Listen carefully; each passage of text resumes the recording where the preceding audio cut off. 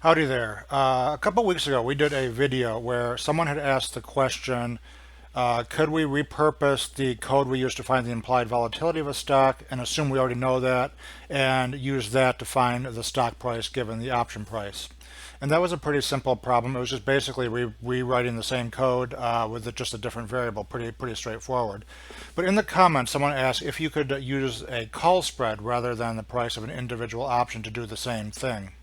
Now, obviously, if you knew the price and volatility of both options, you just pick one and use the code that we had already done to get the answer. But if you don't know the volatility, there's a potential issue, as the Black-Scholes model assumes that volatility is constant for all options, but in reality, each individual strike would have its own implied volatility. So we can reframe this problem if we know the cost of the price, but not the volatility of both options. What we can do is solve a system of equations that find both the volatility and the stock price, and it would be kind of an assumed average volatility of the two strikes. So this is an approximation. It's not going to be it's not going to give you the exact stock price because we don't have the exact volatility, but both values should be pretty close to the actual values. I was not actually going to do this video, but I put together some test code just to prove to myself that it could be done.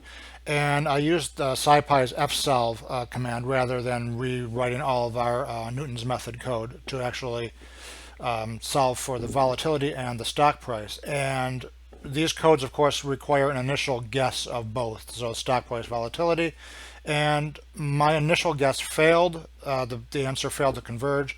And then I tweaked that a bit, tweaked my guesses a bit, and then it was fine. So I thought I would show a way to solve such a problem when that type of thing happens. So we're going to solve it with fsolve, and I'm going to show cases where it works and where it fails, and then I'm just going to show you a way to kind of repurpose the minimize command and use kind of a least squares technique to solve the same problem. And that will enable us to put constraints on there because fsolve can give you answers. It can let the stock price go negative or the volatility go negative, which obviously doesn't make sense in the real world. And after that, I want to tackle a variation of the problem where we know the spread price, but not the prices of the individual legs that make up the spread itself. And for that situation, you are going to need to know the implied volatility. But in this case, it's actually a pretty simple problem, and we can get a good estimate of the stock price regardless. So I'd like you to start thinking of these problems in a specific way. Trying to write down an equation or some sort of mathematical relation that expresses your problem, and then wonder what tools do you have at your disposal to solve that problem. And in general, you're not going to have something exact, but in this case, fsolve is pretty close, and minimize is another way to go about it. So it isn't that much of an issue in this case, but in general, you may not have exact functions that solve your problem. So you need to think about how you're going to reuse those that already exist to solve your type of problem, or how to cast your problem in a way that you can use the software that you have. Yeah, so let us just jump into a notebook and get into it. So these are the two problems we're going to work through. As I said in the intro, the first one is where we know the price of both of the legs, but we don't know the implied volatility, and we do not know the stock price, and we need to come up with an estimate of those two values. The second case down here, we know the price of the spread, but not of each individual leg. And in this case, to get any sort of answer, you're going to have to know the volatility. So what I'm going to do is come up here, and I'm going to write out some notation so that just we have a place to start from. So this is the notation we're going to use. We're going to use capital C as a function that gives the Black-Scholes price of a call, and I'm going to use this notation here where these two things to the left of the vertical bar are the variables we're considering changeable, and then these are just like, these mean like given a fixed strike price, risk-free rate, and time to expiration. So this says the price of a call as a function of its stock price, the implied volatility, given these conditions is whatever it is. So this should be pretty self-explanatory, I think. S is the price of the stock, sigma is the volatility, K1 and K2 are the strike prices of each leg respectively. Likewise, C1 and C2 are the actual prices of both of those legs. R is the risk-free rate, and T is the time until expiration. So how would we actually solve this problem?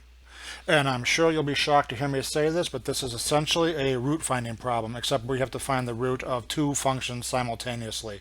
So let's just write this out to make sure we understand what's going on. So here are the actual equations that we're trying to solve. The Black-Scholes function, Black-Scholes model for strike price 1 minus the actual price of call 1 is equal to 0, and likewise the Black-Scholes model using K2, the second strike price, minus the actual price of the second call is equal to 0. And we can use the Scipy's from the function fcell from Scipy optimize. And I've already done that import here. So that's here. And what I'm going to do now is just copy in the Black-Scholes functions from our previous videos. So I'm going to do that right above the text here. I'm going to come down and insert a cell and paste in our functions. So this is the Black-Scholes model for the price of the call, and it's what we are going to be using. I copied in the put as well, but we're not going to do puts this time. So let me run that, make sure it pulls everything in. Okay, so let's come down here and actually code this up. So fsolve requires us to write a function that basically returns this. So we need to calculate these two Black-Scholes prices, subtract off the calls, and return them as a vector. So that should become clear as I code it up. So we are going to define, I don't know, let's call this equation system 1. Our parameter comes in as a vector. I'm going to call it x for now, and we're also going to take a bunch of other arguments. So we're going to need the stock, or not the stock price, the call price 1, call price 2. We need the strike price for 1, we need the strike price for 2, we need R, and we need T. So I'm going to basically unpack the information that's coming in this X vector. So what I'm going to do is say our stock price is equal to the first element of that vector, 0, and the sigma, the implied volatility, is equal to the second element. Okay, now we need to create the vector. I like to predefine these ahead of time. So our vector, a residual vector, so that's going to be equal to, let's call it res, and that's just going to be equal to np.zeros, and it's two elements. So now it should be pretty simple. We could just call price. And the way we wrote that function up here, the arguments go sigma, stock price, strike price, risk-free rate, and time. So let's come back here. Sigma S. Strike price is K1, R and T, and we subtract off the actual price of the first leg, and this is the first element of our residual vector. So res 0 is equal to that. And let's just copy, paste that down here. For the second leg, it's residual 1, sigma, that changes to 2, that changes to 2, and we just return the residual. So what I'm going to do is I'm going to use the same information that we had for the video I did where how to calculate the price of a stock from its option price. I just grabbed 2, and I will paste the actual screenshot of the option chain in here afterwards. So there were 15 days to expiration. I'm taking the risk-free rate to be 1% annual. These were our two strike prices, 130, 135, and these were the two prices of the call. So let's come down here, and we should be good to go. Let us create a guess of initial conditions. So np.array. What do you think? $100 stock price, 100% implied volatility. Sounds good to me. Okay, now we just call x is equal to fsolve. Our function was called what? Equation system 1. We pass in our initial guesses, and we need to define a tuple of arguments. So args is equal to we defined it this way. So C1, C2, K1, K2, R, and T.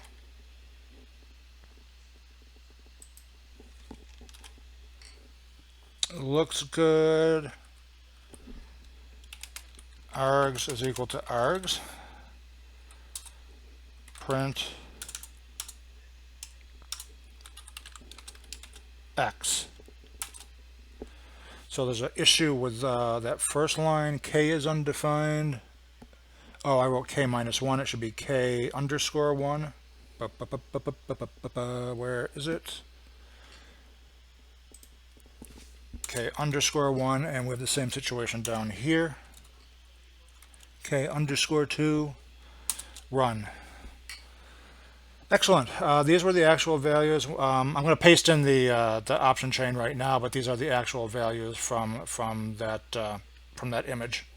So this is the data we used for that previous video and for this one. So let us see how we did here. So we got a value of 119, 20 something, and 70% vol. Can I open this in a new tab and will it show up in the screen capture? I think it will. So the actual price of this stock was 120.96. So we're off by a little more than $1. And the implied volatility in this on this platform is given over here, 70.6%. We essentially nailed the volatility exactly. Now there are potential issues with this method. You have to be fairly close with your guesses, where our guess is here. And I already worked this out, as I said in the intro, worked it out beforehand and found some problems. And one of those problems, well, that problem was, if I come down here, I typically use 30% for my initial guess, 30 or 50%. Let's just run it now. So we don't get an answer. It fails to converge, and it just dumps back our original answer here, our original guess. So let's see if we can think of a more robust way to approach this. Just because I don't like looking at wrong answers. Where's my cursor? I got a lot of glare on the screen again today. Let's come down here and make this 100% again. Okay. So this is how we're going to handle it. Come back to our original system of equations here, and when our model price with those precise values of the stock price and volatility subtracted from the call price is 0, well, that's the solution. When this number on this right hand side is not 0, that's basically an error estimate. So we can borrow a page from least squares type of minimizations and come down here, and there is a parenthesis missing from that line. You can construct an error function that's equal to the sum of the squares of the errors and just pass this through the minimizer. So basically what we're doing here is we're adjusting the stock price and implied volatility to try to minimize this squared error and force it down to 0. And this has the added benefit that the Scipy minimize function has the ability to include constraints and bounds, while the fsolve does not. So fsolve could potentially give you something silly like a negative stock price or negative implied volatility, whereas we can limit that in the minimize function. So now that we kind of know how we're thinking about this, let us go down and actually code it up. So I'm going to come down here and insert a cell below here, I think. And we're going to define a function. Let's call it objective, because that's what I tend to use for minimize. It takes our argument x and a whole bunch of other arguments that we need to pass in, and we'll use the same structure as up here.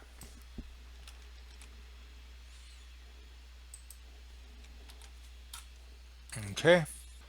And we can borrow a lot of the stuff that we did earlier. So let's just copy all of this. Come down here, paste it in.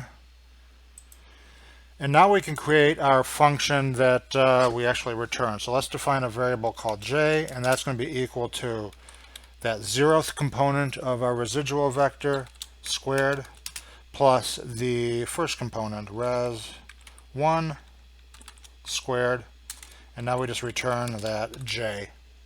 Let's just see if there are any typos. I have an extra parenthesis somewhere here. Okay, and now, oops.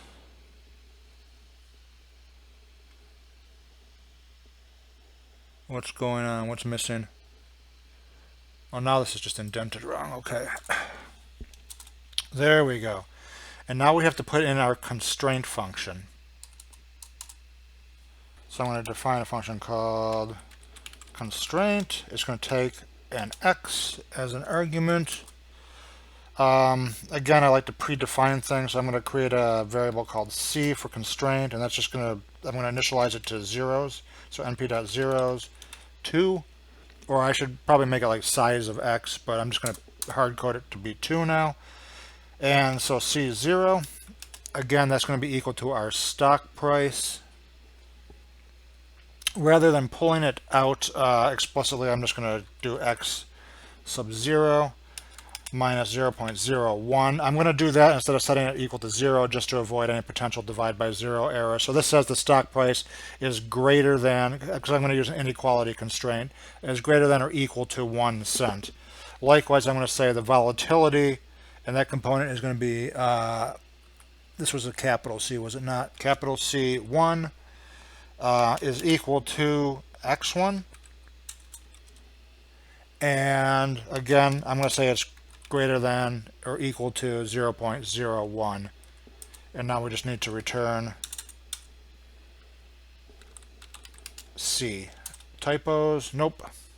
Okay, so now we need to define our constraint. We send constraints into the minimize function via a dictionary that looks like this. So we set the type equal to inequality, and we set the function equal to our constraint function here. Again, we need to come up with initial guesses. So I'm going to say x is equal to np.array 100, and the value of volatility that gave us a problem was 30%. So I'm going to try to use that.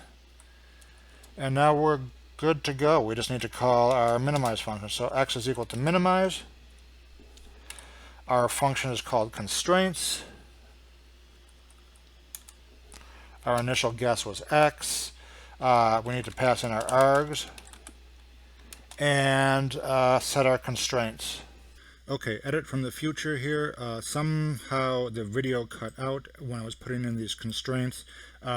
So the way you do that is just constraints equals the dictionary. And I ran this and there were some typo issues which we fixed. So now back to the video. Oh, this I had made a lowercase c, so that needs to be capital. Capital C, and now we are good to go. We have minimized our, this should be objective, not constraints. Objective. Now we should be good. And indeed we are. So we get the 119.20 value and 70% implied volatility. So let's just go down and quickly knock out this second part where we know the price of the spread and the implied volatility, but not the price of the stock. So this is how I'm going to define the spread price as the difference between the two option prices. In this case, C1 minus C2. I mean, you can define it the other way around if you want, but it really doesn't matter. But we don't know C1 or C2. We only know this. So the way we're going to solve it is like this. This is the equation we need to construct to pass to our fsolve function. So it's the Black-Scholes model for the stock at strike 1 minus Black-Scholes model of the stock at strike 2. And again, we know the volatility in this case, so I kind of moved this vertical bar over. But anyways, it's this quantity minus the known spread price equal to 0. And that is about it. So I'm going to come down here and I'm going to use the same volatility we calculated up here. I'm just going to set it equal to sigma is equal to 0.704 and build on from there. So I'm going to create a function. I don't know what to call this one. Spread system, I guess. It's going to take our parameters that we need to pass in x, which is going to end up being the stock price. And we're going to need the spread price. So I'm just going to call it spread. And what else? Just the strike prices of the other the strike prices of those two strikes, the sigma, and the of course risk-free rate and time. So our stock price is the parameter we're sending in, so S is equal to X. So now we just define these terms here, the Black-Scholes for the first call, Black-Scholes for the second call. We construct this difference and then subtract off the spread price. So to save time, I edited out I'm going to edit out that typing of all this. So it's just C1 is equal to this, C2 is equal to that, and what we're returning is the C1 minus C2 minus spread. Let's see if there are any typos. It looks good. So let's just define our arguments that we need to send in here. So our arguments are going to be these parameters, and we need to define our spread price. So let's come up here. Well, let's do that up there. So our args is going to be this. Let's just use the values of the calls we already have and say that spread is equal to, why do I always forget the order, C1 minus C2. Okay, now all we need to do is call our args, our fsolve function. So S, our stock price, is equal to fsolve. Our function is called spread system. Our initial guess, I'm just going to enter it right here, is $100. And args is equal to args print S. Boom, 119. So yeah, that is about it. It's pretty straightforward, although maybe the minimize command to solve an equation system is a little bit more abstract and requires a little bit of thought to figure out what is going on. But overall, pretty simple. So what I will do is clean up the notebook, put it up on GitHub. If you have any questions, feel free to leave them in the comments below, and I will see you later.